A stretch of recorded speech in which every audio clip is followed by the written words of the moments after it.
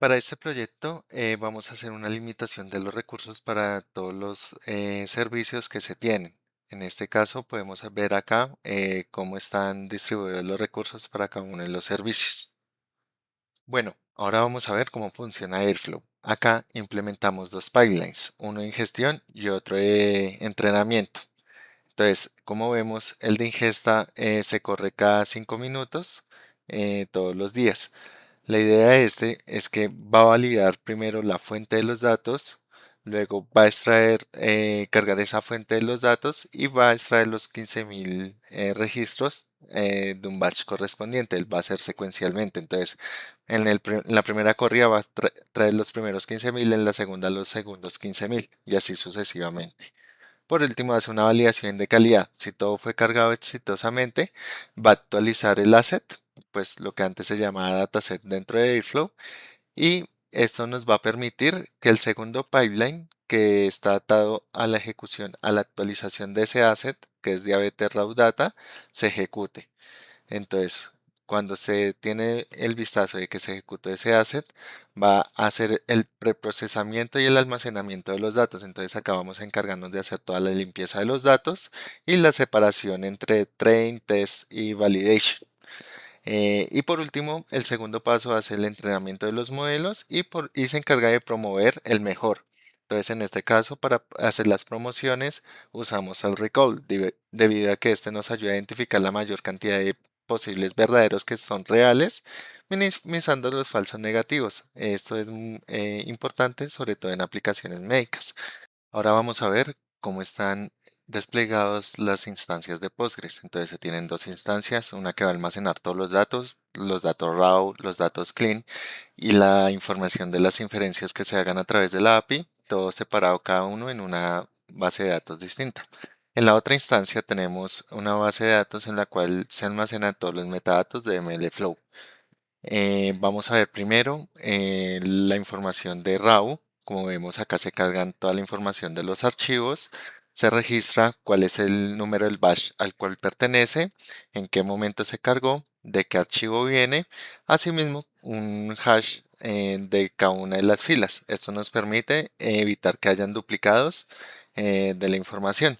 Por último, un status. Va a aparecer Processed cuando ya la información haya pasado por la etapa de limpieza de datos y un Processed cuando todavía no. Esto le indica al pipeline de limpieza de datos que debe coger esos datos y limpiarlos. Si ejecutamos esto, vemos que hay 7 batches cargados, 6 de ellos con 15.000 registros, el último de ellos solo con 11.766. Así aseguramos de que toda la base de datos fue cargada. Por otro lado, en la base de datos clean tenemos ya la información depurada y también la tenemos con el split realizado. Entonces hicimos el split por validación, entrenamiento y test, eh, con una proporción de que entrenamiento tiene el 70% y validación y test el 15%. Asimismo, se guarda la fecha en la que fue procesada la información. Por último, tenemos la base de datos de inferencia.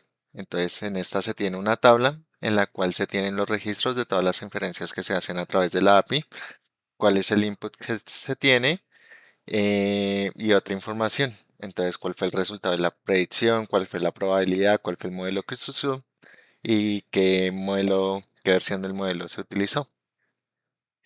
Por ese lado podemos ver que todas las imágenes están contenidas en Docker Hub.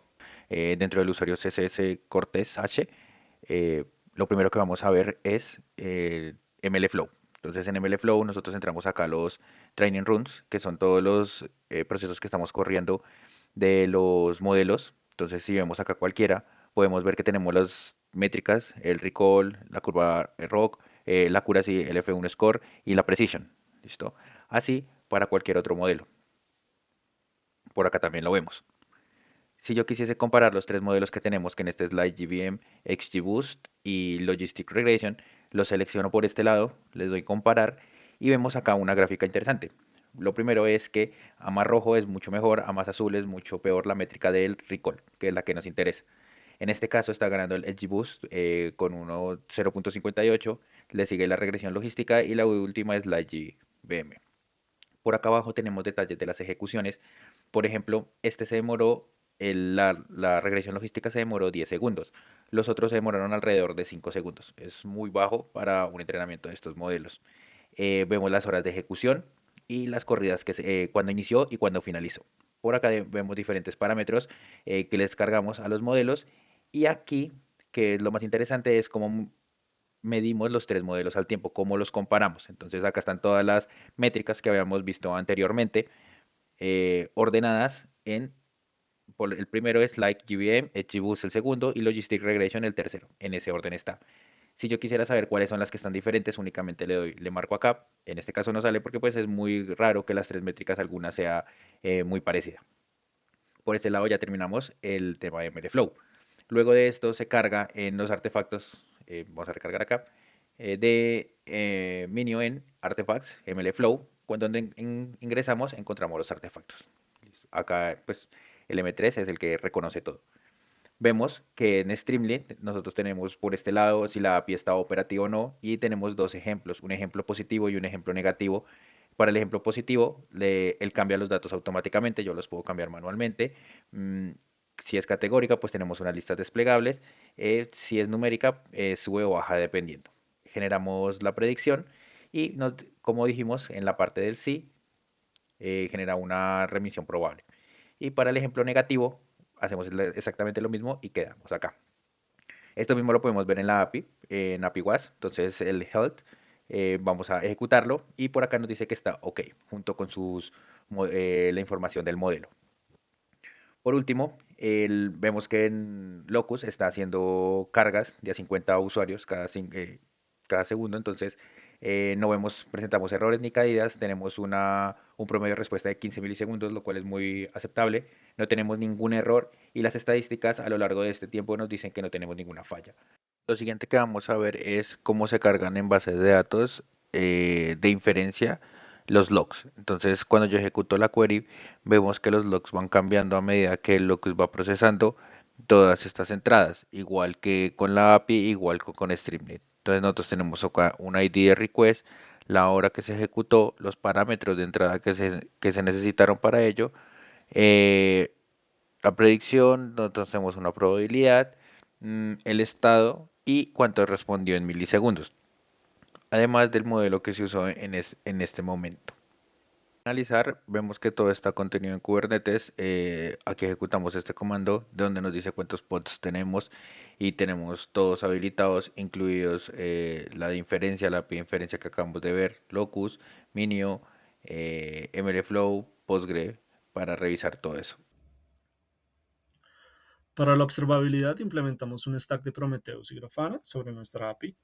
El primer paso es instrumentar la API en metrics. Ya definimos 4 métricas con la librería Prometheus. Entonces, primero es un histograma que captura la distribución de latencias del endpoint predict con buckets desde 5 milisegundos hasta 10 segundos. Un counter con una label de outcome para distinguir predicciones exitosas de fallidas. Otro counter para clasificar errores. Y por último, un gauge, que básicamente es un 0 o un 1. 1 si el modelo está cargado desde MLflow y 0 si no está disponible. Prometheus recoge estas métricas haciendo scrapping al servicio API Service en el puerto 8000 en el path metrics cada 5 segundos.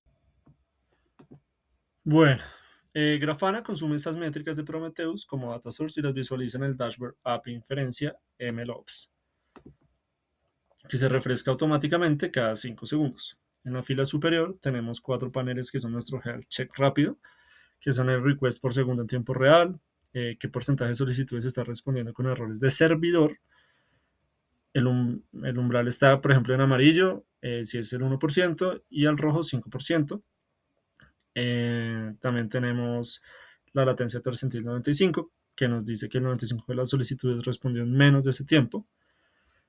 Y finalmente el estado del modelo que muestra cargado en verde o no cargado en rojo directamente desde el gauge de MLflow que ya mencionamos.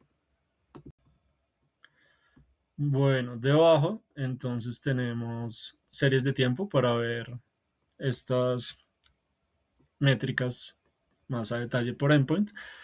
Tenemos request por segundo, errores por endpoint y latencia por endpoint. Y finalmente tenemos estos últimos tres paneles, que son los request en progreso, uso de memoria del proceso y CPU rate del proceso, adicionalmente a la última serie de tiempo que ahorita no muestra datos porque no hay errores, que son errores de predicción por tipo. También es una serie de tiempo, es un panel de serie de tiempo. Finalmente, tenemos tres alertas configuradas. La primera es crítica. Si el modelo no está cargado por más de un minuto, dispara inmediatamente. Las otras dos son warning. Entonces, primero tenemos el error rate del servidor, superando al 5% sostenido por un minuto, y latencia percentil 95 superado un segundo también por un minuto. Todas usan una ventana de evaluación de 300 segundos sobre Prometheus como data source.